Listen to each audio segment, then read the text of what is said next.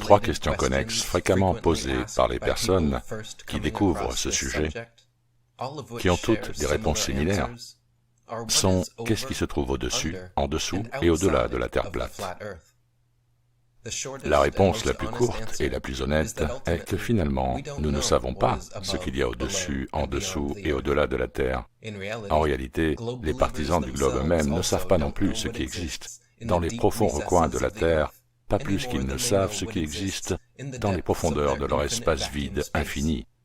Mais des réponses définitives leur sont données sur les deux, sous forme d'histoires et d'images CGI, par leurs prêtres héliocentriques. Comme l'un des leurs, Richard Feynman, qui a cependant déclaré avec éloquence, je cite, « Je préfère avoir des questions auxquelles on ne peut pas répondre, plutôt que des réponses que l'on ne peut pas questionner. » Le modèle du globe prétend que la boule Terre est divisée en plusieurs couches, en commençant par un noyau interne en fer et en nickel de 1300 km d'épaisseur, enveloppé par un noyau externe de métal fondu de 2250 km de large, entouré de 2900 km de manteaux riches en magnésium, et surmonté d'une croûte de basalte et de granit d'une épaisseur de 16 à 32 km. Ceci est enseigné comme un fait dans les manuels scolaires et dans les classes de géologie du monde entier. Mais la seule preuve offerte est que des experts prétendent avoir fait ces déterminations très spécifiques en lisant les ondes sismiques pendant les tremblements de terre.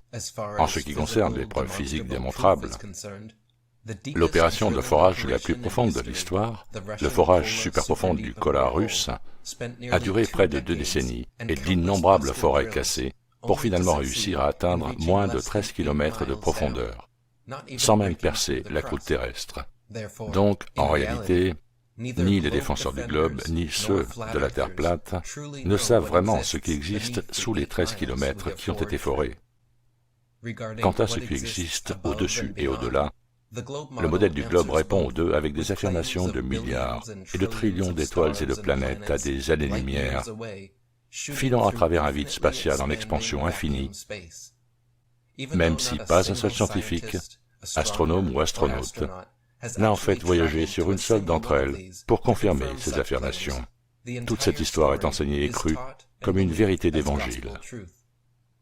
Quand il s'agit de questions terrestres comme la forme de la Terre, il y a des centaines d'expériences empiriques démontrables que l'on peut répéter, qui prouvent sans l'ombre d'un doute que la Terre est un plan stationnaire.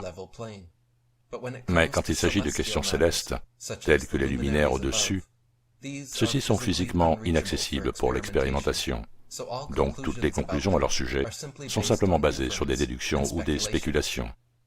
Ils peuvent cependant être vus dans les moindres détails avec un zoom grossissant moins de 100 fois, ce qui suggère qu'ils sont probablement beaucoup plus proches que prévu.